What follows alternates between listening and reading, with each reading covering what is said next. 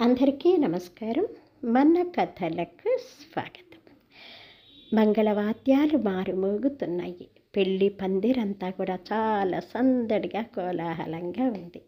పెళ్ళికొచ్చినటువంటి బంధువులు ఆడవాళ్ళందరూ కూడా పెద్ద పెద్ద పట్టు చీరలు కట్టుకొని మెడ నిండా నగలేసుకొని వాళ్ళ హోదాన్ని దర్పాన్ని చూస్తున్నారు. మేము మాత్రం తక్కువ తిన్నామా అని మగవాళ్ళు కూడా ఖరీదైన బట్టలు కట్టేసుకొని చక్కగా మెడ నిండా ఇన్ని నగలు వేసేసుకొని చేతుల నిండా బ్రాస్లెట్లు, చేతుల నిండా ఉంగరాలు పెట్టేసుకొని వీళ్ళు కూడా వీళ్ళ హోదాని దర్పాన్ని చూపిస్తున్నారు. ఎంత హోదా చూపిస్తే వాళ్ళ అంత ఔశ్వర్యవంతులు అని తెలుస్తూనే ఉంటుంది కదా. మరి పెళ్ళికి వచ్చిన బంధువులు స్నేహితులు ఇలా ఉంటే మరి పెళ్లి వాళ్ళు ఇంకెంత ఘనమైన వాళ్ళు అయి ఉంటారండి. రాఘవరావు గారు జానకమ్మ గారికి 50 ఎకరాల పొలం ఉంది. ఆయనకి ఒక్కగానొక్క కూతురు హిమబిందు. తండ్రిలాగానే సౌశల్యవతి అంటే చాలా అంత ఆస్తి ఉన్నా కూడా ఆయన ఏనాడు కూడా గర్వంగా ప్రవర్తించలేదు. సేమ్ అదే పోలికొచ్చింది హిమబిందుకు కూడా. తండ్రిలాగానే చక్కగా పెద్ద పెద్ద కళ్ళు, ఉంగరాల జుట్టు, సొట్ట బుగ్గలు, పెద్ద పెద్ద కళ్ళు, కోటేరు లాంటి ముక్కు, చక్కగా సౌశీల్యవతి అంటే ఎంత చదువుకున్నా, ఎంత హోదా ఉన్నా, ఎంత ఐశ్వర్యం ఉన్నా కానీ గర్వం అనేది లేదు. అందరిలో కలిసిపోతుందని చుట్టాల్లో కానీ స్నేహితుల్లో కానీ ఆమెకి మంచి పేరు ఉంది. మరి ఒక్కగానొక్క కూతురు. రాఘవరావు గారికి 4 చెల్లెళ్ళు. ఆ 4 చెల్లెలకు కూడా హిమబిందు అంటే చాలా ఇష్టం. ఎందుకంటే ఆయన తన కూతురుతో పాటు తన చెల్లెళ్ళనే వాళ్ళ కుటుంబాలను కూడా అంతే ప్రేమగా ఆప్యాయతగా చూసుకుంటాడని. ఆమెకి 4 మేనమామలు. 4 మేనమామలు కూడా హిమబిందు అంటే ప్రాణం ఇస్తారు. వాళ్ళ భార్యలు కూడా అందరూ కూడా అపురూపంగా చూసుకున్నారు. ఒక్కగానొక పిల్ల, గర్వం అనేది లేదని చెప్పేసి. కమలాకర్రావు గారి అనుపమ దంపతులకి ఒక్కడే కొడుకు ధనుష్. వాళ్ళ నాన్న చేసే బిజినెస్లన్నీ కూడా తనే చూసుకుంటాడు. పోలికంతా వాళ్ళ అమ్మ పోలిక. చక్కని మొహము, అందమైన కళకళలాడుతుంటే మొహం అబ్బాయి. తండ్రిలాగా ఆచానుబాహుడు తెల్లగా ఉంటాడు, కానీ తండ్రిలాగా గర్వము దర్పము లేదు. అమ్మలాగానే వినయ విధేయతలు, ఆప్యాయతతో అందరిని పలకరించడం అది ధనుష్ యొక్క లక్షణాలు.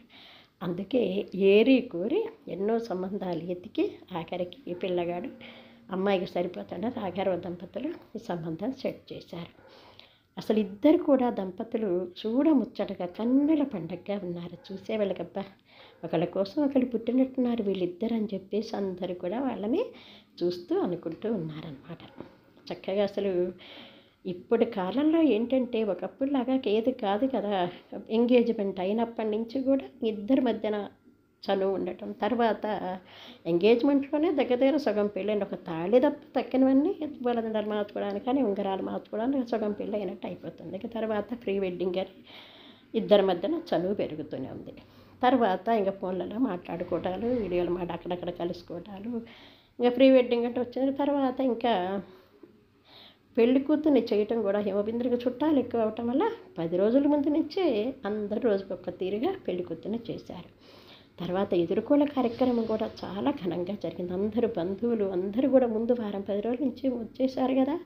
మెహందీ ఫంక్షన్ అని, హల్దీ ఫంక్షన్ అని, సంగీత్ అని, పెళ్లి కూతుర్ని చేయడం అని రకరకాలుగా అసలు 10 రోజుల నుంచి ఇంటి నిండా బంధువులు అంతా కూడా సందడిగా ఉందన్నమాట. పెళ్లి తంతు ప్రారంభమైంది. అమ్మాయిని తీసుకొచ్చారు, గౌరీ పూజ చేయించారు. తర్వాత పిల్లగాడికి చక్కగా వరపూజ చేశారు. ఇస్తానన్న కట్నాలు, కానుకలు అవన్నీ కూడా మాట్లాడేసుకున్నారు కదా. ముందుగానే ఘనంగానే ఇస్తామని చెప్పి ముట్ట చెప్పారు. ఎందుకంటే ఒకటే ఆడపిల్ల కాబట్టి అమ్మాయికి చెందుతుందని కూడా చెప్పేశారు. చక్కగా వరపూజ అయింది, గౌరీ పూజ అయిపోయింది. తర్వాత టైం అవుతుంది, ఇప్పటికీ ఆలస్యమైందని చెప్పేసి ముహూర్తం టయానికి జీలకర్ర బెల్లం పెట్టించేసి తర్వాత బట్టలు మార్చుకురమని పంపించారు. ముందుగా బట్టలు మార్చడానికి టైం లేక జీలకర్ర బెల్లం పెట్టిన తర్వాత తలంబరాల బట్టలు మార్చుకురమని పంపించారన్నమాట. వాడు బట్టలు పెట్టాక తర్వాత మరి కంటిన్యూగా పెళ్ళి జరగాలి కదా. జరగకుండా ఇప్పుడు ఏంటంటే స్టైల్ ఎలా వచ్చిందంటే జీలకర్ర బెల్లం మాత్రమే టైం ప్రకారం పెడుతున్నారు. తర్వాత ఒక గంటన్నర సేపు రకరకాలుగా అమ్మాయి అబ్బాయి కలిసి రకరకాలుగా పోజులు ఇస్తూ వీడియోలు తీసుకోవడం, ఫోటోలు తీసుకోవడం, ఫ్రెండ్స్తో వీడియోలు, చుట్టాలతో వీడియోలు, అలా గంటన్నర టైం అంతా వేస్ట్ అయిపోతుంది. పంతులు గారు, నాయన నేను వేరే పెళ్లి చేయించాలయ్యా, వాళ్ళు ఎదురు చూస్తుంటారు, కానివ్వండి బాబు అని అంటూ ఉన్నాడు అనమాట. అయ్యో పంతులు గారు, పిల్లలు ఇప్పుడే కదా సరదా పడుతున్నారు, పెళ్ళి అనేది ఒకసారి జరిగేది. మీరు ఆగండి కాస్త అని చెప్పేసి రావు గారు ఇంకాస్త ఎక్కువ ముట్ట చెప్తాలండి మీకు, కాస్త ఆగండి, మీరు ఇంకెవరైనా మాట్లాడి పంపించండి వాళ్ళకని చెప్పి నవ్వుకుంటూ పంతులు గారిని ఆపేశాడు ఆయన. ఇది మరీ బాగుందండి బాబు, గంటన్నర అయిపోయిందండి, ఇంకెప్పుడండి పీటల మీద వెళ్ళి కూర్చునేది, ఎంతసేపు దిగుతారండి ఫోటోలు అనుకుంటూ ఆయన కొంచెం ఏమైనా అనుకుంటాడేమో లోపలే విసుక్కుంటున్నాడు. తర్వాత సరే మొత్తానికైతే మళ్ళీ ఇద్దరిని పీటల మీద కూర్చోబెట్టారు. తర్వాత ఇద్దరి చేత మాంగళ్య పూజ చేయించిన తర్వాత వాళ్ళ మేనమామ రంగారు మాంగళ్యాన్ని అందరికీ చూపించొచ్చి ఇదిగోండి అని చెప్పి తీసుకొచ్చి ఇవ్వంగానే, బాబు మరి మాంగళ్యం తంతు నానేనా అని చెప్పి మంత్రాన్ని చదువుతూ బాబు మంగళసూత్రం కట్టు అనగానే, నేను కట్టనండి అన్నాడు ఆ పిల్లగాడు. సరే ఇప్పటిదాకా బాగానే ఉన్నారు కదా, షండగ ఏమైందయ్యా, తాడిబొట్టి కట్టనంటావేంటి, మాంగళ్య పూజ కూడా బాగానే చేసావు కదా, ఏమైంది షండగ ఇంతలోనే ఏమైంది నీకు అన్నాడు పూజారి. అది కాదండి నేను కట్టనండి అన్నాడు. అయ్యో అదేంటి బాబు, ఏంటి కట్న కానుకలు ఏమన్నా తక్కువ ఇస్తాననుకుంటున్నావా, లేకపోతే ఏమన్నా పెళ్ళిలో ఏమన్నా లోపం జరిగిందా, ఎందుకు బాబు ఇప్పటిదా బాగానే ఉన్నా కదా, షండకేమైంది, ఎందుకు తాళి కట్టనంటున్నావు అన్నాడు రాఘవరావు చేతులు పట్టుకుంటూ. నేను కట్టనండి అన్నాడు. అందరూ కోపంతో కమలాకర్, ఆయనకి అసలు కోపం ఎక్కువ వచ్చేసి, ఏమైంది, అందరి ముందు పరువు తీస్తావా ఏంటో, ఒక ఆడపిల్ల జీవితం నాశనం చేస్తావు, ఎందుకు తాళి కట్టినావు, ఇప్పటిదా బాగానే ఉన్నావు కదా, కట్టు తాళి అన్నాడు గట్టిగా అరుస్తూ. అనిపగా వచ్చేసి, ఉండండి ఒక నిమిషం, అంత పెద్దగా అరవకండి, అందరి ముందు పరువు తీకండి, మీరే తీసినట్టున్నారు పరువు అని చెప్పేసి ఆమె ఎంతో నచ్చ చెప్తుంది. ఏమైందిరా, ఎందుకు కట్టనంటున్నావు అంటే, నీకు తెలియదమ్మా నేను కట్టను అని చెప్పేసి అలాగే నిలబడ్డాడు. అప్పటి వరకు అసలు ఎంత మంచి కుటుంబాలు, ఎంత మంచి సంబంధాలు, ఎంత బాగున్నారు పిల్లలు, ఎంత బాగున్నారు జంట అనుకుంటూ వ్యాఖ్యానించుకుంటున్న చుట్టాలందరూ కూడా వీళ్ళ గురించి రకరకాలుగా అనుకోవడం మొదలుపెట్టారు. అవును వీళ్ళ పెద్ద మేనత్త కొడుక్కి ఇస్తామనుకున్నారు కదా, మొదటి నుంచి ఏమైంది, చెడిందా ఏమిటి, వేరే సంబంధం చూశారు అని చెప్పాను కదా, కాదులే సరిగ్గా చదువులే సందేహాలు లేవు కదా, అందుకే ఇవ్వనట్టున్నారు అని చెప్పేసి ఎవరికి వాళ్ళు ఆ పిల్ల గురించి రకరకాలుగా మాట్లాడుకున్నాను. ఆయన అసలు ఏమైందో ఏమో, చూడటానికి పెద్ద ముచ్చులాగా మెత్తగా కనిపిస్తుంది కానీ ఏం చేస్తుందో ఏమో, షన్నకి ఎందుకు వద్దంటున్నాడు పిల్లగాడు, పెళ్ళి కూర్చుండి ఏమైందో ఏమో అసలు మనకు తెలియదు కానీ వదినా అని చెప్పేసి రకరకాలుగా ఆడవాళ్ళు గుసగుసగుసలు ఆడుకుంటున్నారు. అది చూడంగానే హిమబిందుకు కళ్ళమ నీళ్ళు వచ్చేసినాయి. ఏమైంది ధనుష్, ఎందుకు తాళి కట్టనంటున్నావు చెప్పు ప్లీజ్ అని పిల్లగా అడిగింది.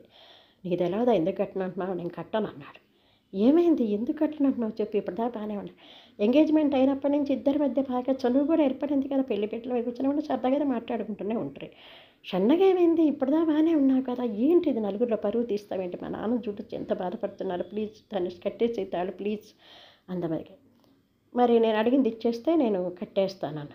ఏంటి అడిగేది ఇచ్చేది, ఇప్పుడు ఆ పెళ్ళిలో గలీజ్గా ఉంటుంది, నేను మాట్లాడకుండా తాళి కట్టేసాయి అన్నది కసురుకుంటాను. కానీ కాదు నువ్వు ఇస్తేనే నేను తాళి కడతానన్నాడు. ఎవరు నీ వెంటనే నీకేమని చెప్పేసి అనుకుంటూ సరేరా నాన్న ఒక్క నిమిషం ఆగండి అని చెప్పేసి చేయబట్టుకొని రూమ్లోకి తీసుకెళ్ళింది. అందరూ ఆశ్చర్యపోతే ఇదేంటి అని చెప్పేసి అందరూ నవ్వుకుంటూ ఇదేంటబ్బా పెళ్ళి కూడా కాలేదు అప్పుడు ఇద్దరు లోపలికి తీసుకెళ్ళింది కానీ పెళ్లి కూతురు బాలే ఉందనుకుంటూ అందరూ రకరకాల ఉత్కంఠతో చూస్తున్నారు ఏం జరుగుతుందని. 10 నిమిషాల తర్వాత బయటకు వచ్చేసి తాళి కట్టేశాడు. తర్వాత జరగాల్సిన తలంబరాల కార్యక్రమం అరుంధతి తర్వాత పెళ్ళి అయిపోయింది. అందరూ చక్కగా వాళ్ళు ఏర్పాటు చేసిన బిందంతా తీసుకునేసేసి వెళ్ళిపోయినారు. అందరిలో ఒకటే ఆశ్చర్యం, అరే అప్పటి వరకు తాళి కట్టినన్న పిల్లాడు ఎందుకు తాళి కట్టాడు, షన్నకేమైంది అసలు, అయినా పెళ్లి మధ్యలో ఆ పిల్లాడిని తీసుకొని లోపలికి వెళ్ళటం ఏంటి, ఏం జరుగుంటుంది అని చెప్పేసి అందరు తల్లిదండ్రులు కూడా ఏంటమ్మా ఏం జరిగిందని చెప్పి నేను తర్వాత చెప్తాలే డాడీ మాట్లాడకండి అని చెప్పేసి అనేసింది. తర్వాత నవ్వుతూ సరదాగా అన్నీ జరగాల్సినవి జరిగిపోయినాయి. ఫస్ట్ నైట్ అప్పుడు అడిగింది అనమాట హిమబిందు, అసలు నీకు ఏమన్నా బుద్ధి ఉందా ధనుష్, అసలు ఏంటది నలుగురిలో పరువు తీసేసావు, అసలు అప్పుడు తాళిగట్టును అంటావేంటని నేను అడిగింది నువ్వు ఇచ్చుంటే నేను ఇంత దాకా రానిచ్చేవాడిని కాదు కదా, ఆయన నువ్వే ఇట్లా చేశావు. ఇంత ఏంటంటే పెళ్ళికి ముందే ఒక ముద్దు అడిగాడు ధనుష్, ఇస్తా అంటే అలాగే కాలక్షేపం చేసింది.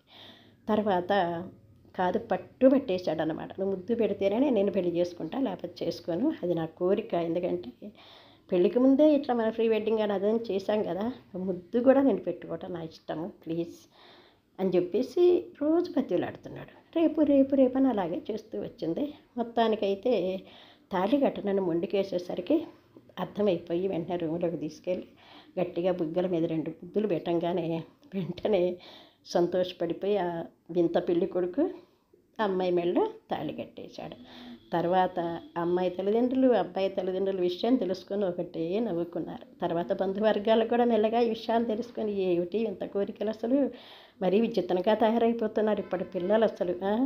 డెస్టినేషన్ మ్యారేజ్ అంటున్నారు, పెళ్లి మధ్యలో ఈ వీడియోలు ఫోటోలు అంటున్నారు, పైగా ముద్దు కూడా కావాలంటున్నా, పైగా పెళ్లి మధ్యలో వెళ్ళిపోయి ముద్దు పెట్టుకొని రావటం ఏంటి?